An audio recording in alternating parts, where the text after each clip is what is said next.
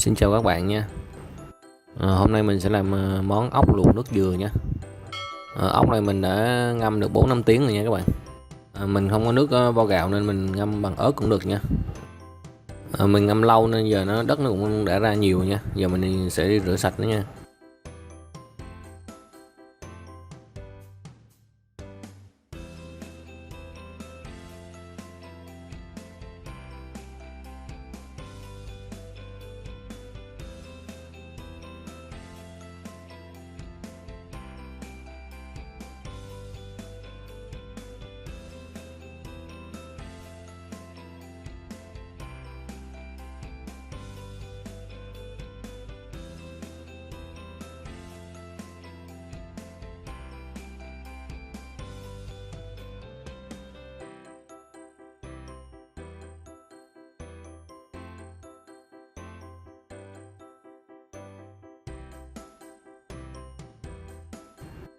Các bạn nhớ để ý con nào mà nó nổi lên là nó ốc chết nha các bạn.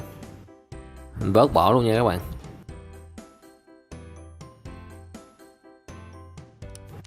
Mình đã rửa sạch nha các bạn. Ốc này là mình mua 2 kg nha các bạn. Các nguyên liệu đi kèm gồm có sả, cay nha. Mình lấy từ 5 đến 7 cây sả nha các bạn. Có hành khô, tỏi khô nha. Mỗi loại 3-4 củ được rồi. Lá chanh nhiều chút nha. Thế nữa mình sẽ luộc chung với lại mình làm nước mắm nha. Đây là 10g hạt nêm nha. 5g muối luôn. 2g bột ngọt. Và một trái dừa nha các bạn. Dừa này mình lấy nước nha, khoảng 500ml nước được rồi. Bây giờ mình sẽ đi đập sả với lại mình băm hành tỏi luôn nha.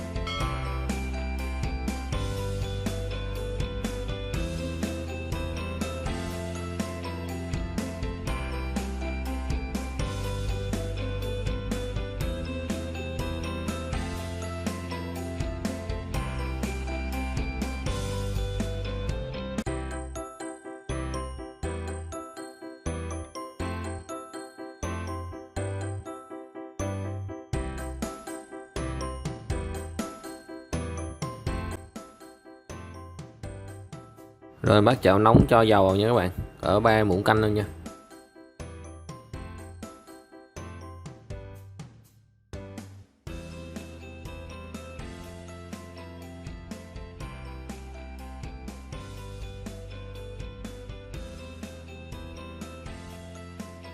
Rồi cho hành tỏi với sả vào phi thơm luôn nha các bạn.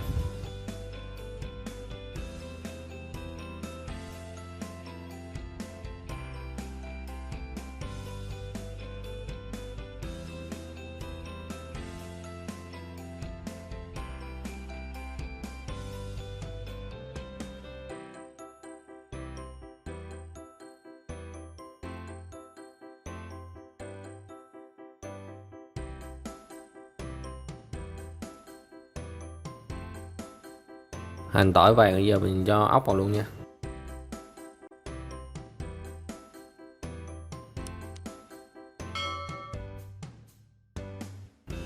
Mình đảo đều luôn nha.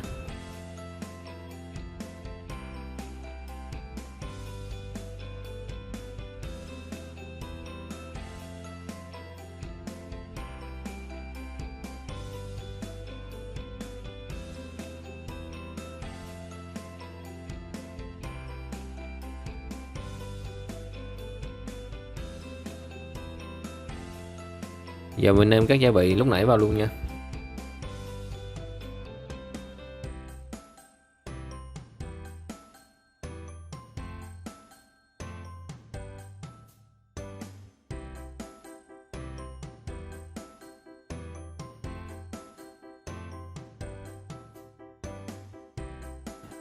Nhớ đảo đều cho thấm nha các bạn.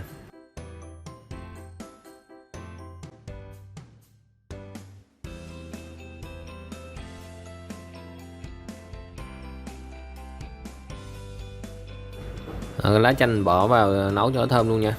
Mình xé ra cho nó thơm nha các bạn.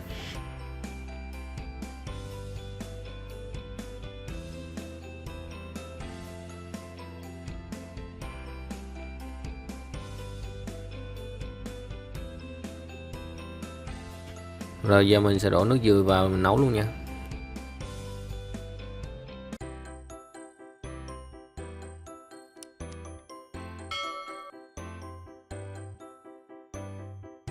Mình sẽ nấu trong 10 phút nha các bạn. Trong khi chờ đợi giờ mình sẽ đi làm nước chấm nha. Mình sẽ làm nước mắm gừng nha các bạn. Cho gừng vào giã luôn nha. Gừng lấy một củ to nha các bạn, khoảng 30g nha.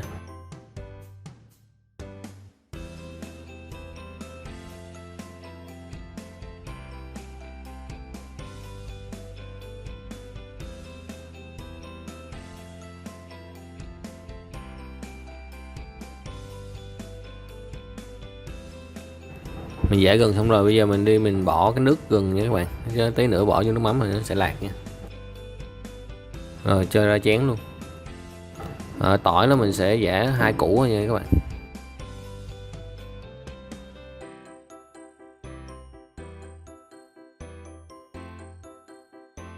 Rồi cho một quả ớt luôn nha, ai ăn cay thì cho nhiều nha. Rồi bây giờ mình sẽ cho 2 muỗng đường nha các bạn, khoảng 20g nha. Rồi 3 muỗng canh nước mắm luôn, khoảng 40g nha các bạn.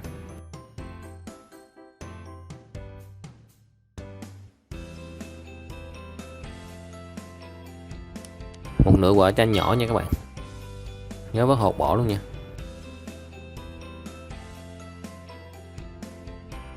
Lá chanh mình sắc mỏng mình bỏ vào chung luôn nha.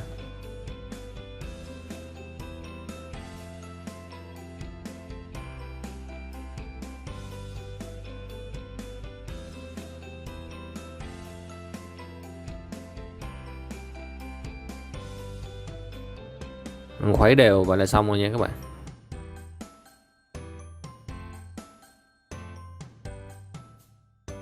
Ốc nãy giờ nấu được 10 phút rồi nha. Giờ mình sẽ trộn đều và mình nấu thêm 5 phút nữa nha các bạn.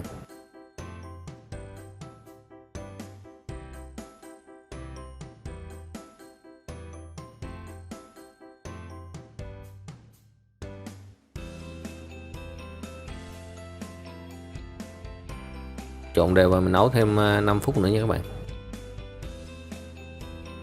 Ốc nãy giờ nấu được 15 phút rồi nha, vậy là chín rồi nha các bạn. Giờ mình sẽ cho ra tô nha.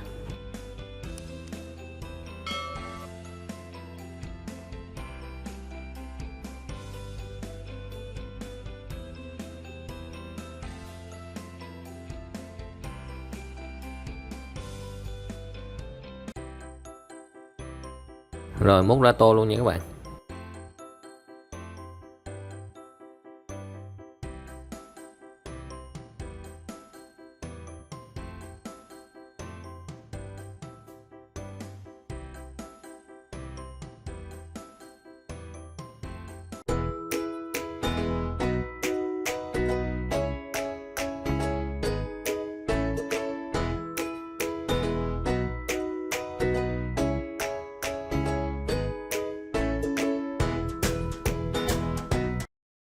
Xin mời các bạn nha.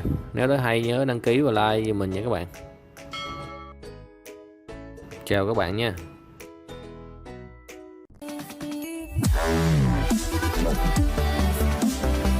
Wow.